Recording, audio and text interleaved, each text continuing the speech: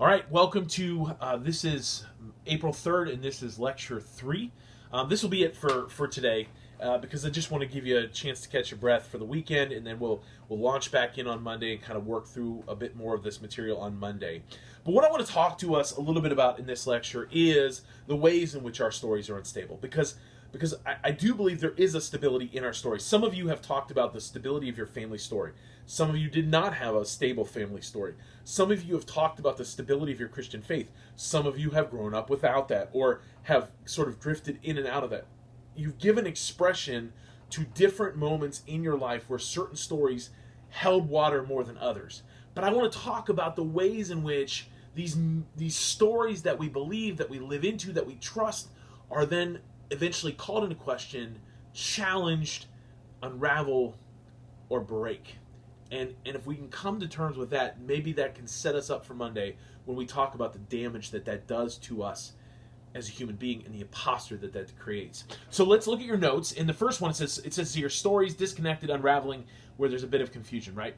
What happens when our stories fail us? I want you to think about the kinds of stories that failed us over the course of the last few decades, really, your life. Let's just talk about that. So I grew up under the myth or the assumption that the United States was uniquely positioned to no longer be at peril from outside enemies. Like, we had to go other places to fight wars, but we were safe in our place. 9/11 called that into question. And many of you, you've grown up into the shadow of 9/11, but most of you don't understand the impact that 9/11 had on people whose assumption was, we're good. Like, here, we're safe. You can go places and do things without the threat that mass casualty is going to be the result. And I think that failure of that story, when we became under threat, I think it ripples throughout society and it creates great insecurity. And I think we see the emergence of xenophobia, or the reemergence of xenophobia as a result of the failing of our story, because we believed ourselves to be impervious to the threats that other countries might face. And that shattered us. It did something to us. What about the economic collapse of 2008? When you have placed all of your emphasis into the story of wealth and privilege and acquisition and production and consumption, and nearly overnight, much of that disappears. Houses are foreclosed upon. Businesses close. Unemployment skyrockets. We're watching that right now, even through the midst of this pandemic, that we continue to put all of our emphasis in the story of economic success. And what happens when that fails us, when that is challenged? What happens when in those moments of collapse, the economic story that you and I have placed so much value in, what happens in that moment when all of that is called into question? And so what I want to suggest to us is that what we see in these moments is a collapse in our stories. And what about, I've got to tell you a story of a failure of story. I had to take off my glasses because the glare in my glasses was actually driving me nuts, and I didn't want it to drive you nuts as well. So most of you have never seen me without glasses, and I'm not used to seeing it myself. So there, we'll do that. Oh, and the hat, by the way, my hair is getting unruly, probably like many of you. Like, I pulled down my hair and it actually hangs lower right here. So like, I'm trying to just get it used to slicking back, maybe doing a little bit of the flow thing going on there. So we talked about 9/11. We talked about the economic collapse of 2008. Many of us are living out the failure of story right now as we're navigating the struggles that many folks are facing in the midst of the pandemic. But what about, here's another evidence of a story that when it fails us. There is a Christian theology called the health, wealth, prosperity gospel. It's the belief that if you believe enough in God, He wants everybody to be healthy, wealthy, and prosperous. And in the town that I pastored in Tennessee several years back, there was a church that believed in this theology. Now, the pastor of the church was an incredibly good guy. I mean, he was a great guy. I didn't agree with his theology. In fact, I thought theology was horrendous. But he was a great guy, good person in the community. People generally loved him. He came sick with cancer. And when he came sick with cancer, he began to tout that God had given this to prove that God would be faithful and relieve him of his sickness and would heal him. And he did everything that, quote unquote, you're supposed to do. He named it and claimed it. He called his church to pray. He called elders throughout the community to pray. And yet he got sicker and sicker, and eventually he died. Later that year, I was sitting at H&R Block, and I was reading my Bible. And this lady sitting next to me, she said, "Are you a Christian?" I said, "Yes." And I said, "Where do you go to church?" And she told me where she went, and it was at the church where this pastor had passed away. And I said, "I'm so sorry to hear about your pastor." And she said to me, "Yeah, I guess we just didn't have enough faith." And I said, "Excuse me?" She said, I guess we didn't have enough faith." And I said, "Hold up, no. You are not responsible for the death of your pastor." But yet, the story that she bought into, the theological story that she bought into, is if you have enough faith, God does what you want him to do. And so, what happens when our stories fail us? When our pervious to the threat of outsiders is no longer true?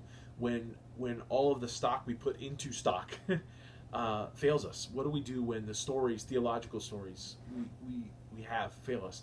It wounds us, it damages, it does something to us. That's what we're going to talk about Monday. So not only do our stories fail us, what happens when our stories are built on shaky foundations? Some of us have had stories that are called into question, or stories that we don't really necessarily understand. Maybe some of us have family stories that we don't really understand, or understand the coherence to our story, or maybe because of some things that have happened in our families, maybe even a divorce. The story that we had pictured at once, that we thought was always going to be the case, all of a sudden is called into question. Now, the moments where you dreamed as a child that your own children would gather at Christmas with your parents. What happens if there's a significant death? As a family, we experienced that with my wife's parents. Both of them died before they were 55, and both of us had visions of what life with them was going to look like, and all of a sudden that's called into question. And so the security that we had built around that no longer existed. So what happens there is something happens to us. We need to understand that stories not only form us, but when our stories break, it does something to us. And what it does to us is it forms and shapes us to live in this very unique place. Or when the stories that you've trusted maybe are questioned. So let me give you another example. When in terms of shaky foundations. So again, like growing up, I told you that I grew up in this blue-collar world where my ideas of theology, politics, and women were shaped and formed by a bunch of guys who maybe had some skewed understandings of those things.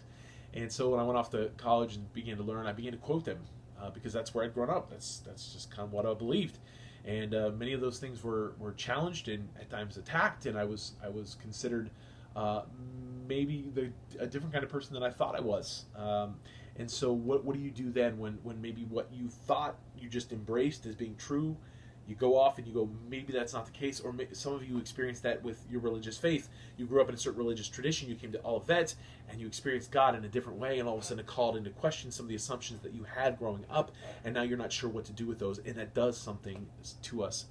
What happens when we are protected from the full texture of our stories? So some of us, we tend to tell stories in a certain light, right? And the light in which we tell those stories tends to leave out parts. So maybe we grew up hearing a picture of what the United States is and what it ought to be, and yet it doesn't give full and adequate acknowledgement of the shadow sides of our story, the stories of slavery, the stories of the Native Americans, the stories of global manipulation and exploitation. And it doesn't mean that our stories are completely invalid. It just means that there's certain parts of it that as we come to discover and realize, maybe now we start to question all truth, right? And it creates a bit of uncertainty and confusion and chaos in us.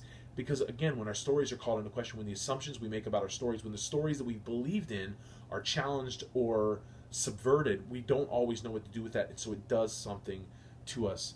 What about when our stories are hypocritical, when we were living in hypocrisy?